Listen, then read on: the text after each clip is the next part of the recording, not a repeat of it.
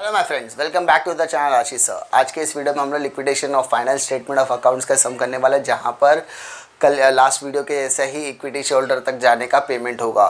तो इस वीडियो को पूरा देखिए, क्योंकि आपको पूरा का पूरा समझ में आएगा। और अगर आपने इसके पहले की वीडियोस नहीं देखे तो आप वो वीडियोस जाके भी आप लोग रिफ़र कर सकते हैं। तो without wasted time I am going to start. क्या दिया देखिए, following is the balance sheet of Pooja engineering company limited as on 31 December 2017। जो भी क्वेश्चंस आपको यहाँ पर दिख रहा होगा आप उसका स्क्रीनशॉट भी ले सकते हो, या फिर आप लोग मनन प्रकाशन को रिफर भी कर सकते हो।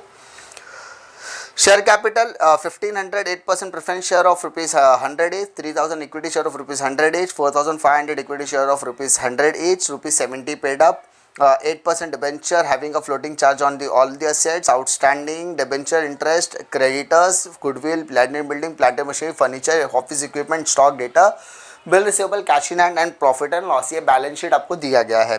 नीचे की इन्फॉर्मेशन आपके लिए वेरी वेरी इंपॉर्टेंट है, क्योंकि उसी के ऊपर आपको एडजस्टमेंट करने हैं। The company went to the liquidation of the about date balance sheet, यानी कंपनी इस ऊपर दिए गए बैलेंस शीट डेट पर क्या हो रही है, लिक्विडेट हो रही है, यानी कंपनी बंद होने की कगार पर है।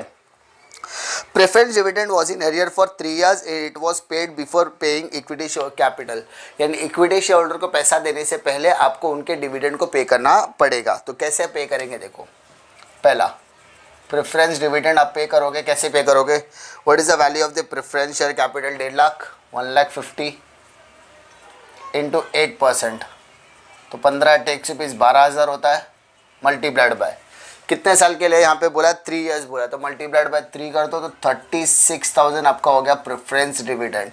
तो जब भी प्रेफरेंस शेयर कैपिटल को पे करने की बात आएगी तो प्रेफरेंस शेयर कैपिटल के पहले आप लोग क्या पे करोगे, प्रेफरेंस डिविडेंड पे करोगे। Okay. The syndicator include a loan from bank 60,000 secured on hypothecation of the plant and machinery, यानी सेंट्री क्रेडिटर के ऊपर देखो आपको अमाउंट दिया है 2,40,000। सेंट्री क्रेडिटर का आपको वहाँ पर अमाउंट दिया है 2,40,000, जिसमें से इसने कहा है 60,000 रुपीज़ का जो लोन है वो हाइपोथिकेट करके, यानी गिरवी रखा गया है। यानी उनको जब पैसा लेने का टाइम आया तो हमने सेंट्री क्रेडिटर से 60,000 का लोन ले लिया, लेकिन बदले में प्लांट एंड मशीनरी को हाइपोथिकेट किया हुआ है। Plant and machinery against plant and machinery, इसका माइनस प्लांट एंड मशीनरी मतलब अगेंस्ट प्लांट एंड मशीनरी, इसके अगेंस्ट में लिया गया है। Sundry creditor also include preferential creditor of 15,000। अब यहाँ पे प्रेफरेंशियल क्रेडिटर का भी बात आ गया 15,000। तो ये जो 60 दिख रहा है वो आपका सिक्योर्ड क्रेडिटर है, अंडरस्टूड। ये 15,000 प्रेफरेंशियल क्रेडिटर हो गया, तो 2,40,000 में से 60 गया तो 1,80,000, 1,80,000 और 1,80,000 में से 15 गया तो 1,65,000। ये हो गया आपका अनसिक्योर्ड क्रेडिटर। क्या हो गया आपका अनसिक्योर्ड क्रेडिटर। डिफिकल्टी इसमें अनसिक्योर्ड क्रेडिटर आइडेंटिफाई करने में आपको कोई भी डिफिकल्टी नहीं आएगी। क्लियर, आगे देखते हैं। The liquidator realized the asset as follows: land and building, plant and machinery, office equipment, furniture, stock, debtor and bill receivable। तो ये जितने भी assets है सबको आप as it is लिखोगे। लीगल चार्जेस और लिक्विडेशन अमाउंटेड टू 1,500, लिक्विडेटर में चला जाएगा। ये लिक्विडेशन एक्सपेंस है 3,900, ये भी लिक्विडेटर में चला जाएगा।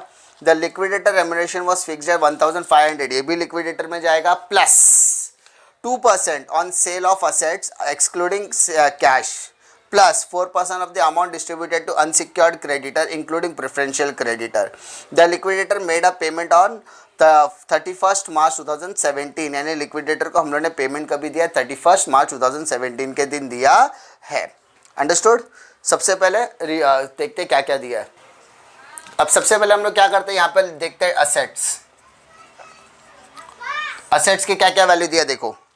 Land and building 3,22,500, land and building 3,22,500, simple जो दिया डायरेक्टली लिख रहा हूँ मैं। Plant and machinery 75,000। अब ये प्लांट एंड मशीनरी यहाँ पर सिक्योर्ड में है, तो हम लोग इसको कहाँ लिखेंगे, सरप्लस वाले में लिखेंगे, सरप्लस फ्रॉम सिक्योरिटीज़। तो यहाँ पर क्या आएगा आपका, प्लांट एंड मशीनरी आएगा 75,000 माइनस सन्ड्री क्रेडिटर्स या सिक्योर्ड क्रेडिटर्स 60,000, तो माइनस करोगे तो 15,000 रुपये आपका सरप्लस। यानी प्लांट एंड मशीनरी 75,000 रुपये का हमने गिरवी रखा, बदले में 60, तो 15,000 रुपये अभी भी हम लोग क्या है, सरप्लस में है। किस में है, सरप्लस में। आगे क्या बोला है, और office equipment, office equipment, office equipment बोला है 19,500, डायरेक्टली बोला, डायरेक्टली हम लोग लिखेंगे। उसके बाद फर्नीचर, फर्नीचर, फर्नीचर की वैल्यू दी है 12,000। उसके बाद स्टॉक, स्टॉक 1,05,000 जैसा दिया लिख रहा हूं मैं खाली। डेटर्स का वैल्यू 90,000। उसके बाद बिल रिसीवेबल 21,000। तो जो वैल्यूज़ दिया मैंने एज इट इज़ लिखा। अब सिर्फ हमें क्रॉस वेरीफाई करना कि कोई एसेट हमारा छूटा तो नहीं है। ऊपर देखो गुडविल लेना नहीं है, लैंड एंड बिल्डिंग ले चुके, प्लांट एंड मशीनरी यहाँ हो गया, फर्नीचर हो गया, ऑफिस इक्विपमेंट भी हो गया, स्टॉक, डेटर, बिल रिसीवेबल, बचा सिर्फ कैश। तो कैश इन हैंड आप एज इट इज़ लिखोगे, उसमें कोई चेंजेस नहीं होगा, 12,000। ठीक है, हमें क्रॉस वेरीफाई करना बहुत ज़्यादा इंपॉर्टेंट है, क्योंकि हम लोग क्या करते हैं गलती से, अगर हमारा आइटम छूट गया तो हमारे से गलतियाँ हो जाती है। ठीक है, तो एक बार क्रॉस वेरीफाई करना ज़रूरी है। A B C for preferential creditor, लेकिन उसके पहले आपको लिक्विडेटर्स के बारे में जानना पड़ेगा। लिक्विडेटर्स, ठीक है, लिक्विडेटर्स लायबिलिटी में क्या क्या दिया, लिक्विडेटर्स एक्सपेंसेस में क्या क्या दिया है। अब एक एक करके डिस्कस करते हैं। तो आपको डी में देखो लीगल चार्जेस दिया है, लीगल चार्जेस। अब वो लीगल चार्जेस है 1,500, डायरेक्टली लिखो, कोई प्रॉब्लम नहीं, डायरेक्टली दिया तो। लिक्विडेशन एक्सपेंसेस, लिक्विडेशन एक्सपेंस कितना बोला है, 3,900, कोई डिफिकल्टी नहीं। उसके बाद F, the liquidator remuneration was fixed at 1,500, यानी लिक्विडेशन एक रेम्युनरेशन, रेम्युनरेशन हमने क्या फिक्स किया, 1,500 फिक्स। उसके अलावा प्लस 2% ऑन असेट्स, असेट के ऊपर 2% देना है, एक्सक्लूडिंग द कैश। तो हमारे पास क्या क्या असेट्स है देखो, हम लोग कैलकुलेट करते हैं 2% ऑन असेट, तो 2/100। असेट में देखो क्या क्या है, 3,22,000 यानी पूरा असेट्स एक्सेप्ट कैश, कैश को छोड़ के। क्लियर, 1 2 3 4 5 6 7 प्लांट एंड मशीनरी को भी लेना है। ठीक है, वापस बोल रहा हूँ, 3,22,500 plus 19,500 plus 12,000 plus 1,05,000 plus 90 plus 21 plus 75,000। ठीक है, 1 2 3 4 5 6 एंड 7, ये सब आइटम्स को ऐड कर दो आप लोग, कितना होता है देखो, 2% ऑन असेट। तो असेट पे जितनी भी चीज़ें मैंने यहाँ पे मार्किंग किया सबका टोटल आता है 6,45,000। 6,45,000 का 2% मतलब 12,900 मैंने डायरेक्टली लिख दिया।